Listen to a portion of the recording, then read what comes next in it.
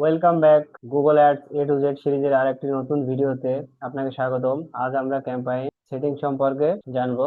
অনেকে এখানে না বুঝে নেক্সট করে দেন, কিন্তু এখানকার ছোট একটা ভুলের কারণে আপনার বিজ্ঞাপন ভুল মানুষের কাছে যেতে পারে, আবার বাজেটও নষ্ট হতে পারে। তাই আজকে আমরা একে একে প্রতিটি সেটিং খুব সহজ ভাষায় বুঝে নিব।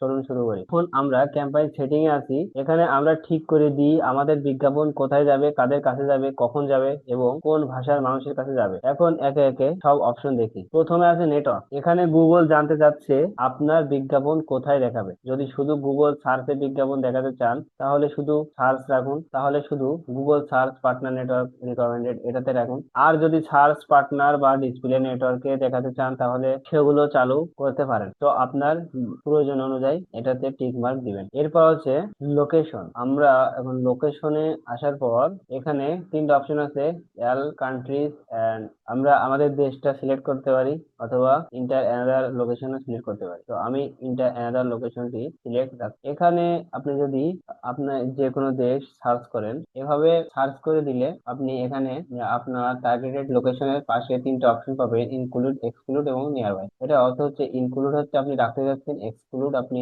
বাদ দিয়ে দিতে যাচ্ছেন এবং নিয়ার বাই মানে হচ্ছে আপনার লোকেশনের আশেপাশে যে সমস্ত জায়গা সেই জায়গাতে আপনার একটা দেখানো হবে। তো আমি এটাকে ইনক্লুড করে দিচ্ছি।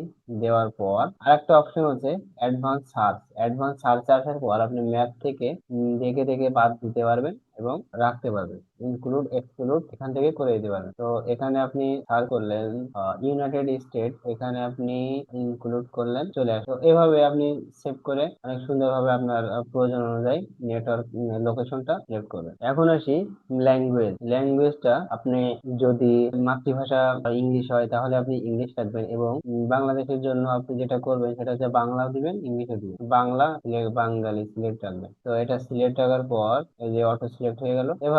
এভাবে আপনি ল্যাঙ্গুয়েজটা। এরপর আছে ইউই পলিটিক্যাল অ্যাডস। এই অপশনটি সাধারণত বিজনেসের জন্য নয়, এটি শুধু ইউরোপের রাজনৈতিক বিজ্ঞাপনের জন্য। এটা যদি রাজনৈতিক সংক্রান্ত না হয় তাহলে no this campaign doesn't have you politics ad এটা রেখে।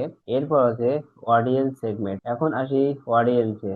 এখানে আপনি ঠিক করবেন কোন ধরনের মানুষ আপনার বিজ্ঞাপন দেখবে। যেমন যাদের ডিজিটাল মার্কেটিং এ আগ্রহী আছে, যারা অনলাইন শপিং করে, যারা বিজনেস ওনার অথবা নির্দিষ্ট কোনো ইন্টারেস্টের মানুষ। আপনি এখানে সার্চ করবেন, তখন বিইউ লিখে সার্চ করলে নিচে শো করবে বিজনেস। তো এইভাবে আপনি সিলেক্ট করে করে এই সাইডে রাখতে পারেন। তো এই আপনার প্রয়োজন অনুযায়ী এটা করে নেবেন। এরপর আমরা দেখবো মোর অপশন।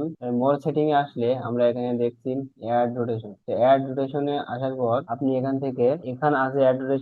ধরুন আপনি একই ক্যাম্পেইন এ দুই বা তিনটি অ্যাড তৈরি করেছেন, তাহলে গুগল কোন অ্যাড বেশি দেখাবে সেটা এখান থেকে নিয়ন্ত্রণ করা হয়। আমার পরামর্শ হচ্ছে গুগলের অপটিমাইজ অপশনই ব্যবহার করবেন। গুগল যেটা ভালো পারফর্ম করবে সেটাই বেশি দেখাবে। এরপর আবার আমরা মোর সেটিং এ আসবো। আসার পর স্টার্ট অ্যান্ড ইন ডেট। এটা আপনি একটা কবে স্টার্ট করতে যাচ্ছেন, আজ থেকে স্টার্ট করেন বা যখন থেকে স্টার্ট করতে যাচ্ছেন তখন এই স্টার্ট ডেটটা সিলেক্ট রাখবেন। এবং আপনি যদি ইন ডেট সিলেক্ট না রাখতে চান তাহলে নন দিবেন এবং সিলেক্ট করতে চাইলে এখানে ক্লিক করে আপনার ডেটটা এখান থেকে সিলেক্ট করে দিবেন। এভাবে করার পর এইভাবে রাখবেন, তারপর আপনার প্রয়োজন অনুযায়ী রাখবেন। এরপর মোর সেটিং এ আবার আসবো। আসার পর আছে অ্যাড শিডিউল। অ্যাড শিডিউলে আপনি এখান থেকে ডে ভাগ করে দিতে পারেন, এভাবে যে মন্ডে থেকে ফ্রাইডে একদিন অফ রাখতে চান, অফ ডে রাখতে চান, তারপর যে কোনো ডে এভাবে, অথবা এভাবে রেখে আপনি এখানে টাইম দিতে পারেন কয়টা থেকে কয়টা পর্যন্ত। তো এখানে দুইটা টাইমের অপশন আছে। একটা আপনি রাত 1টা থেকে দুপুর 1টা, দুপুর 12টা পর্যন্ত এবং 12টা থেকে আবার রাত 1টা পর্যন্ত এইভাবে ভাগ করে দিবেন। তারপর আছে আবার অ্যাড অপশন আছে। এই অ্যাড অপশন আছে এখানে থার্সডে আছে। তারপর আপনি চাইলে এর ডে এটা দিতে পারেন। দেওয়ার পরে এভাবে টাইমিং সেট করতে পারেন। যেভাবে আপনার প্রয়োজন হয় সেভাবে আপনি এটা রাখবেন। রাখার পর আমরা আবার দেখবো মোর অপশনে। এরপর আছে এই অপশনটি অনেকে স্কিপ করে যান, কিন্তু এটি আসলে খুবই গুরুত্বপূর্ণ, বিশেষ করে যদি আপনি ওয়েবসাইট ট্র্যাকিং ব্যবহার করেন। এখানে সাধারণত তিনটি অপশন দেখতে পারবেন। Final, URL, suffix. এখানে আপনি ট্র্যাকিং পারফরমেন্স যোগ করতে পারবেন, যেমন ইউটিএম প্যারামিটার। এটি ব্যবহার করলে গুগল অ্যানালিটিক্স বা GA4 বুঝতে পারে কোন ক্যাম্পাইন থেকে ভিজিটর এসেছে বা কোন অ্যাড থেকে ক্লিক হয়েছে এবং কোন ক্যাম্পাইন ভালো পারফর্ম করেছে। যদি ট্র্যাকিং সম্পর্কে ধারণা না থাকে তাহলে আপাতত এই অপশনটি খালি রাখবেন। এরপর আমরা দেখবো মোর অপশনে পেজ ফিড। তো পেজ ফিডটা হচ্ছে সবশেষে আছে পেজ ফিড। এই অপশনটি মূলত অ্যাডভান্স ফিচার। যাদের ওয়েবসাইটে অনেকগুলো পেজ বা প্রোডাক্ট আছে তাদের জন্য এটি বেশি কাজে লাগে। নতুনরা চাইলে আপাতত এই অপশনটি স্কিপ করতে পারেন, পরে অ্যাডভান্স লেভেলে গেলে এটি বিস্তারিত শিখব। আজ আমরা শিখলাম network, location, language, UV political ads, audience, ad rotation, starter indent, ad schedule, campaign, URL option, page feed. আজকের ভিডিও এখানেই শেষ। ভিডিও যদি আপনার ভালো লাগে তাহলে অবশ্যই একটি লাইক করবেন। আপনার কোনো প্রশ্ন থাকলে নিচে কমেন্ট করবেন। আর যদি Google ads A to Z সিরিজের আগের ভিডিওগুলো না দেখে থাকেন তাহলে উপরে আই বাটন অথবা ভিডিও শেষে ইন্ড স্ক্রিন থেকে দেখে নিন। পরবর্তী ভিডিওতে আমরা কিওয়ার্ড রিসার্চ নিয়ে আলোচনা করব। তাই চ্যানেল সাবস্ক্রাইব করে বেল আইকন অন করে রাখুন। দেখা হবে পরবর্তী ভিডিওতে। ধন্যবাদ।